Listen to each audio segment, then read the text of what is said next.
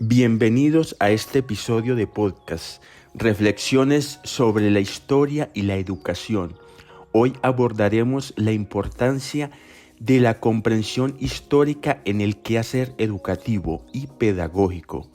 Soy tu anfitrión, Fausto Calderón, y estoy encantado de tenerte con nosotros. Contamos con un panel de expertas en pedagogía crítica, Julie Malagón, Karen Valencia y Fermina del Castillo. La historia de la educación en Colombia, desde la independencia hasta el siglo XXI, nos ofrece un marco para entender las dinámicas actuales. Estos históricos han moldeado no solo el sistema educativo, sino también la identidad cultural y social del país. Reconocer estos antecedentes es crucial para cualquier educador. Pérez e Idarraga, 2019. Al considerar la historia, es fundamental identificar elementos como la influencia de la religión, la política y los movimientos sociales. Estos factores han determinado las políticas educativas y las metodologías de enseñanza. Según la tesis psicológica Breve análisis histórico descriptivo en la educación en Colombia, por ejemplo, la educación ha sido un medio para promover la cohesión social y la identidad nacional. Como educadores debemos reflexionar sobre cómo estos aspectos históricos impactan nuestra práctica diaria. Fermina, Julie y Karen. ¿Cómo lograr un equilibrio entre el currículo oficial y las necesidades que surgen en el aula, haciendo un tránsito hacia la pedagogía crítica? Estimado Fausto, para dar respuesta a la pregunta, en primera instancia, considero que los maestros debemos ser capaces de entender la realidad social y las necesidades que ésta tiene.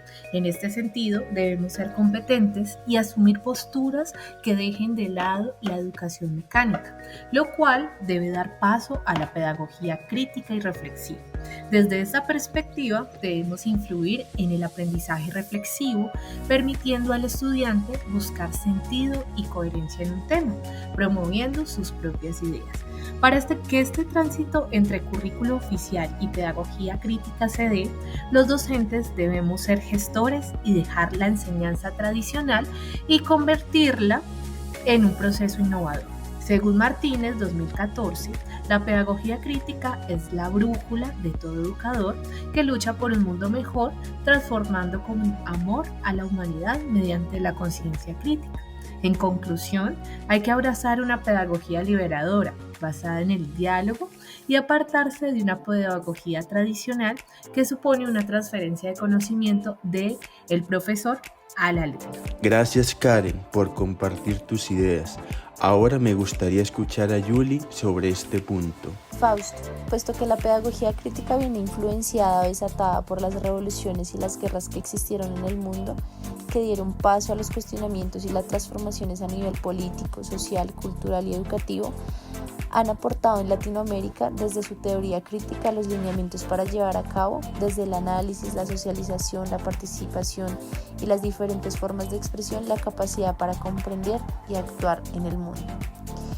Entonces, considero que lo que se necesita para alcanzar el equilibrio entre el currículo y las necesidades del aula y para generar esta pedagogía es la contextualización del currículo, que se genera por medio de las adaptaciones y la flexibilidad de este, teniendo en cuenta las necesidades y las particularidades de la población.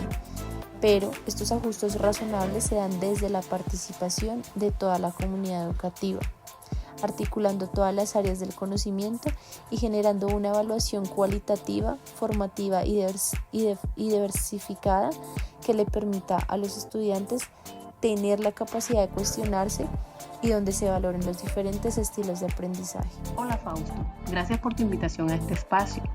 Respecto a tu primera pregunta, pienso que es importante considerar estrategias que permitan el ajuste y flexibilización del currículo, incorporando contenidos relevantes, perspectivas críticas y reflexivas de la realidad local y global. al igual que se hace necesario formar docentes en este tipo de pedagogía y desarrollo de habilidades para abordar la diversidad y la inclusión en el aula, el fomento de la autonomía y la creatividad. Se necesita además avanzar en el desarrollo de la investigación colaborativa y la participación activa de toda la comunidad educativa, incorporar las nuevas tecnologías en el proceso de enseñanza-aprendizaje y promover políticas que apoyen la pedagogía crítica y puedan garantizar los recursos y el financiamiento en las instituciones educativas. Gabriela Osenbach, 2004, relata cómo los sistemas educativos en Iberoamérica se han venido transformando a través del tiempo, influenciados por diferentes acontecimientos de tipo social, político, religioso, económico, y reconoce que actualmente la educación tiene grandes retos para continuar avanzando de un modelo tradicional de enseñanza hacia un modelo centrado en el estudiante, sus necesidades, sus expectativas, por lo cual la educación será siempre un proceso dinámico. Algunos de estos grandes retos son la democratización, la equidad social y el multiculturalismo, por lo que se podría concluir que la implementación de la pedagogía crítica es una apuesta transversal que beneficia a estudiantes y sociedad en general, en la medida en que permite superar barreras en la búsqueda de una transformación de la sociedad. Se pone en riesgo la autoridad de los maestros al permitir que los estudiantes cuestionen y desarrollen así nuevas capacidades y experiencias. Esta pregunta es muy interesante, pues los docentes debemos estar comprometidos a formar parte del entorno de aprendizaje crítico y reflexivo de los estudiantes, haciendo que la experiencia en el aula les permita desarrollar un pensamiento completo, como una oportunidad de iniciativa, ya que así el estudiante cuestiona por sí mismo como miembro activo de la sociedad. El aula debe ser un espacio de exploración del conocimiento y no solo donde se transmite. El aula es donde se incentiva a comprender la realidad de manera contextualizada. Es así como los profesores debemos ser orientadores y no convertirnos en una posición de mando. Por el contrario, debemos estimular la autonomía y el pensamiento cuestionador. López, 2019, en su texto Pedagogía Crítica como propuesta innovadora para el aprendizaje, muestra que la pedagogía crítica se fundamenta principalmente en las ideas del brasileño Paulo Freire, desde una propuesta de enseñanza que focaliza al individuo en un pensamiento cuestionador y que permite transformar la educación tradicional a una educación significativa. Debemos entonces transitar hacia la pedagogía liberadora y crítica, que transforme la visión de los maestros de transmisores de conocimientos a permitir aflorar la creatividad del pensamiento del estudiante.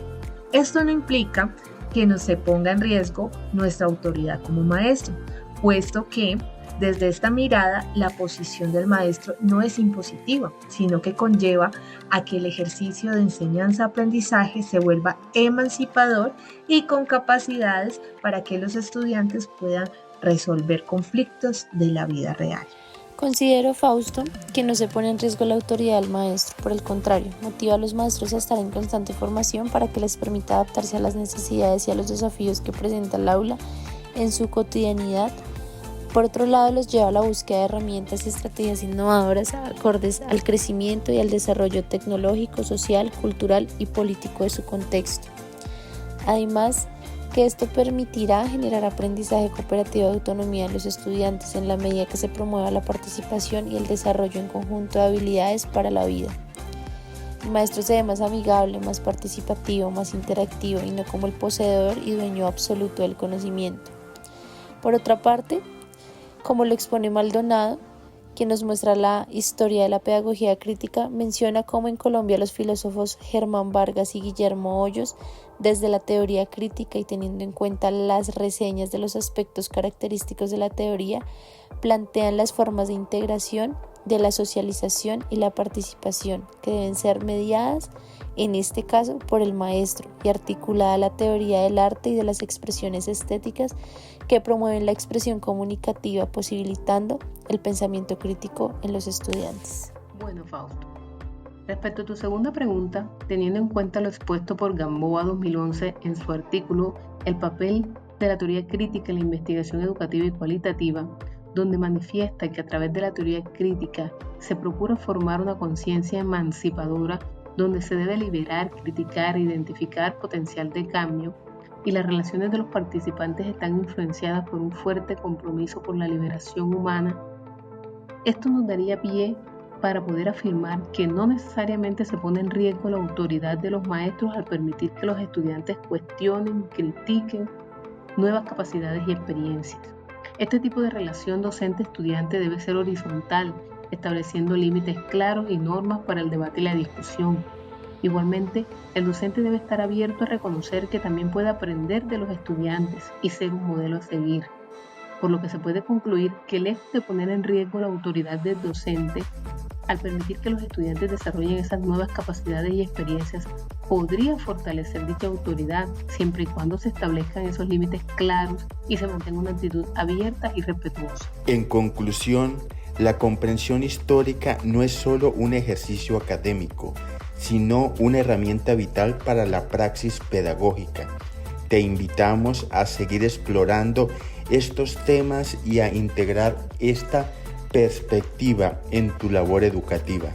Gracias por acompañarnos hoy.